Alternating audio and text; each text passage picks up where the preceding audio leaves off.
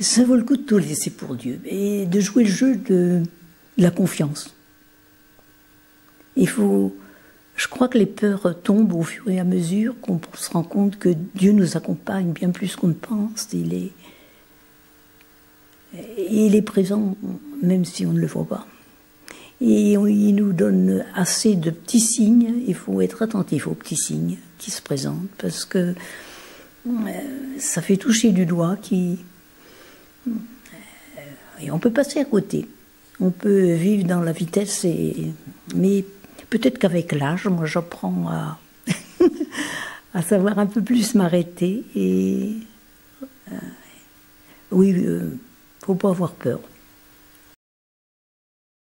Donc quand j'étais adolescente, toutes mes sœurs se mariaient, et moi aussi, bien sûr.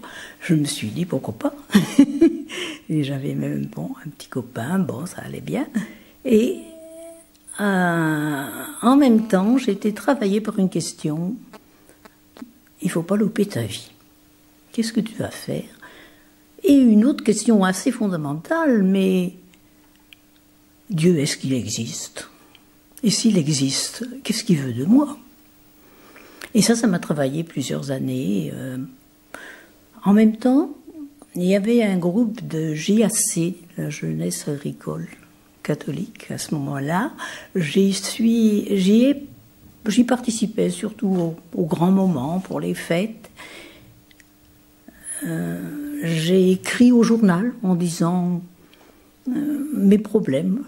J'ai à la fois un besoin de me donner et en même temps un petit copain, qu'est-ce qu'il faut choisir? Ils m'ont pas répondu, ils m'ont dit c'est à vous, cherchez. Bien. Et puis, dans la ville où je travaillais, enfin une petite ville, hein, il y avait une semaine vocationnelle. Alors je me suis dit, profites-en, on va bien voir ce que c'est. Alors, ça a commencé une première soirée sur la vocation en général. Et là, j'ai découvert au cours de cette soirée des régions de France qui n'étaient pas évangélisées, qui n'avaient jamais entendu parler de Jésus-Christ. Je me rappelle toujours d'une église où il y avait une poule qui couvait dans le bénitier. Et le lendemain, il y avait une autre rencontre sur la vocation religieuse. Je me suis dit, tu ne vas pas te faire bonne sœur. Oh. Alors c'était la grande bagarre pendant 2-3 jours. Et puis j'ai décidé d'aller voir l'animateur de cette semaine. On a beaucoup discuté. Et je l'ai quitté, nous nous sommes quittés, il m'a dit priez. Et priez avec le Magnificat. Je ne savais pas trop ce que c'était le Magnificat, j'ai cherché, j'ai trouvé. Et brusquement, en disant le Magnificat, c'est comme une lumière intérieure, Jésus-Christ s'est révélé comme quelqu'un.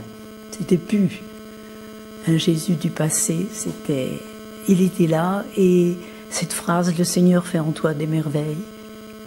Et je crois qu'il me la disait autant qu'il l'a dit que Dieu le disait à Marie. Il fallait chercher où aller. Et je connaissais des sœurs enseignantes, je connaissais des sœurs infirmières. Par des relations, j'ai rencontré un prêtre qui était aumônier de la GAC, qui m'a parlé d'une congrégation toute nouvelle pour le monde rural, les Sœurs des Campagnes. Et il connaissait une dominicaine des campagnes qui venait dans le village, enfin dans la ville plutôt, puisque c'était près de Cholet. Et je l'ai rencontrée, elle m'a donné son adresse et l'adresse des Sœurs des Campagnes. J'ai écrit aux 2 communautés. Les Sœurs des Campagnes m'ont répondu, c'était au mois d'avril, au mois de mai, j'allais faire un stage de 8 jours. Oh, j'ai dit, c'est là. C'est quand on sent que la force d'un appel, c'est comme si Jésus m'attendait quelque part, et dire oui, à la fois on renonce, et à la fois on sent que c'est pour quelque chose de plus grand.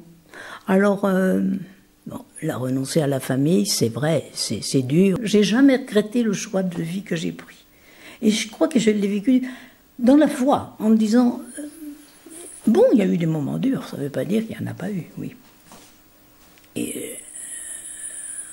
J'ai passé 19 ans au Portugal. Et quand il a fallu fermer la communauté du Portugal et revenir en France, alors là, ça a été oui, je ne sais pas comment dire, un déchirement. Oui, ça c'est vrai. La vie fraternelle, d'abord, prend un certain temps, hein, parce que si on veut témoigner de Jésus, il faut d'abord qu'entre nous, on s'aime. Et ça ne se fait pas automatiquement, il faut donner du temps pour la communauté. Donc je suis 3 jours à la cuisine, et puis l'accueil et ce qui se présente. J'ai un groupe biblique qui me passionne, parce que j'ai toujours été assez passionnée par la Bible. Il est né il y a 7 ans pour des gens qui n'avaient jamais ouvert la Bible et qui voulaient faire une première initiation. Et puis je garde un contact avec des familles portugaises, du fait que, bon, peut-être la langue facilite. Et puis la vie de prière, la vie, hein, pour le coup, ça prend du temps. Chaque matin, on se retrouve à la chapelle. Après, on a chacune à choisir un temps de prière silencieuse et de dialogue avec Dieu, quoi, ce qu'on appelle l'oraison. Mais on a de la chance en communauté d'avoir des temps de partage, des temps où on peut se dire entre nous, il y a telle question, il y a telle... Et puis il y a aussi des temps fraternels qui... Bon, et on a chacune notre tempérament, c'est pas choisi, ça c'est vrai, mais on a tous choisi cette même vocation pour le monde rural et un monde rural peu chrétien. Et je crois que ce but final de dire, si on ne sait pas donner témoignage entre nous, à quoi bon être ensemble ?